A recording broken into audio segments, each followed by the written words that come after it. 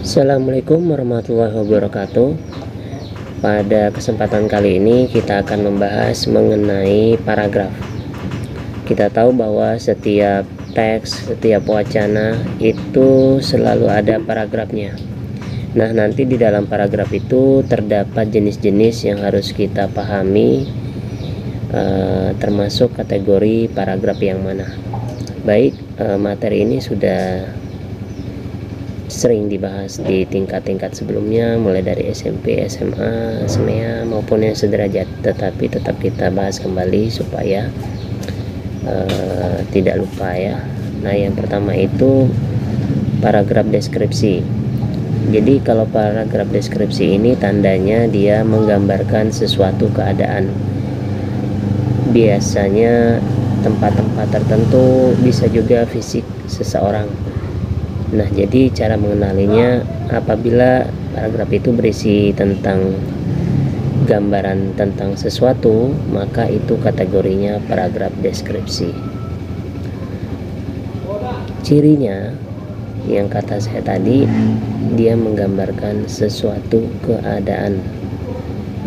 Nah, contohnya di sini dapat kita lihat gambaran sebuah lapisan ozon.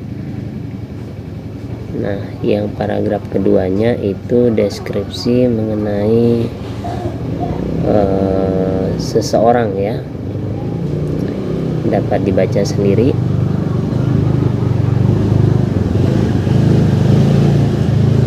Kemudian kita lanjutkan ke paragraf berikutnya, yaitu paragraf eksposisi. Jadi tandanya paragraf eksposisi ini adalah berisi tentang informasi atau paparan. Jadi ketika paragraf tersebut mengandung ilmu pengetahuan yang dapat kita serap, maka itu dikategorikan sebagai paragraf eksposisi. Contoh yang paling jelas itu adalah sebuah berita.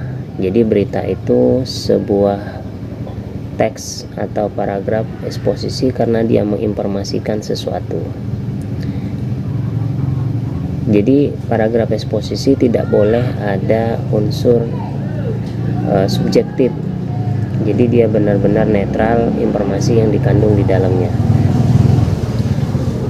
Nah, di sini penjelasan mengenai jenis tanaman. Jadi jenis tanaman itu secara teori dapat dijelaskan di situ. Jadi dijelaskan berdasarkan ilmu pengetahuan, bukan berdasarkan pendapat.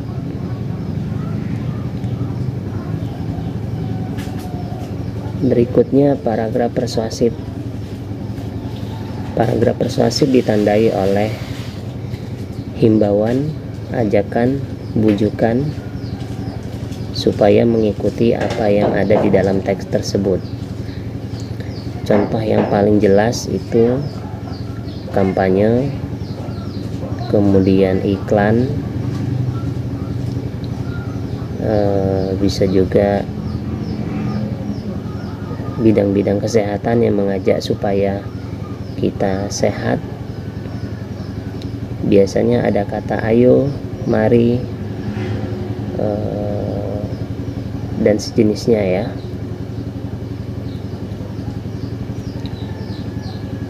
Kemudian itu cirinya dapat kita lihat.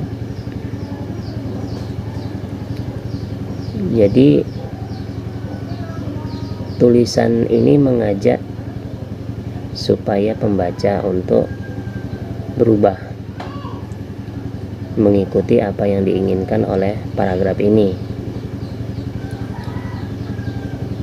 Ada 4 cirinya dapat dibaca, yang intinya adalah mengajak seseorang. Nah, contoh yang dapat kita lihat itu mengajak kita untuk mengonsumsi buah-buahan, karena buah-buahan itu banyak mengandung vitamin C yang baik untuk kesehatan kita. Kemudian paragraf argumentasi. Jadi paragraf argumentasi ini berisikan argumen-argumen yang di dalamnya terdapat alasan-alasan penulis. Kemudian alasan-alasan penulis tersebut dibuktikan dengan data-data dan fakta-fakta yang ada. Jadi sebelumnya ada pendapat dulu dari penulis. Kalau yang eksposisi itu benar-benar murni data-data, fakta-fakta, tidak ada pendapat di dalamnya.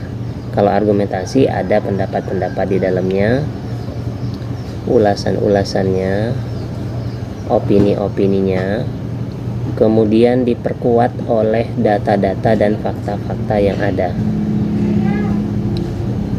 Kemudian itu ada contohnya. Sebelum contohnya itu kita lihat dulu ada ciri-cirinya.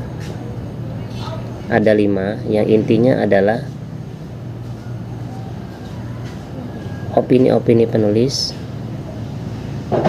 yang diperkuat oleh data-data dan fakta-fakta yang ada tadi. Nah, dapat kita contohkan. Penulis beropini atau berpendapat mengenai pendidikan di Indonesia. Nah, dengan unsur subjektivitasnya, dia mengemukakan opini, kemudian diperkuat oleh data-data yang ada atas pernyataan-pernyataannya tersebut. Contohnya dalam bahasa lisan misalnya, si A mengatakan dia sakit, pendapatnya bahwa dia sakit, alasannya karena dia kehujanan. Itu adalah pendapat pribadinya. Nah, diperkuat oleh data, bukti berupa surat keterangan sehat dari dokter. Nah, itu sebuah argumentasi. Jadi ada pembuktian dari dokter, alasan-alasannya, opini-opininya, ada data-datanya dari dokter secara medis. Yang terakhir, paragraf narasi. Kalau paragraf narasi intinya adalah cerita, mengisahkan. Nah, mengisahkan itu ada 2 macam. Ada yang bersifat fiksi, khayalan, ada yang bersifat non fiksi, kenyataan. Kalau yang bersifat khayalan, cerpen, novel, drama itu bersifat khayalan. Kalau yang bersifat kenyataan dapat kita temukan dalam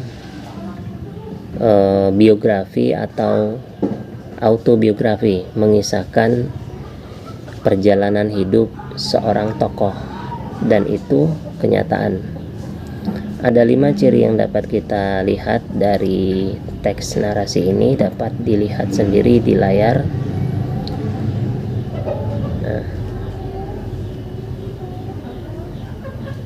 di sini lebih banyak diarahkan ke yang fiksi ya. Tapi ada juga teks narasi yang non fiksi, yang kata saya tadi menceritakan tentang riwayat hidup seseorang yang bersifat nyata.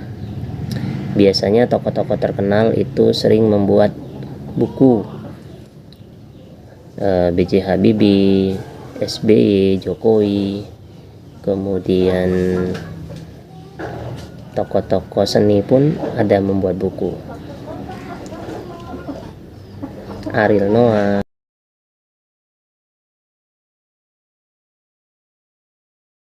Kemudian, nah di sini ada contohnya. Nah, itu mengisahkan sebuah perjalanan hidup ya, pengalaman hidupnya ketika dia sekolah. Ini termasuk biografi. Ya, silakan dipahami sendiri, diulang kembali materi-materinya kalau belum jelas. Ini saja yang dapat saya sampaikan. Terima kasih. Semoga kuis yang dikerjakan dapat dijawab semua dengan baik. Assalamualaikum warahmatullahi wabarakatuh.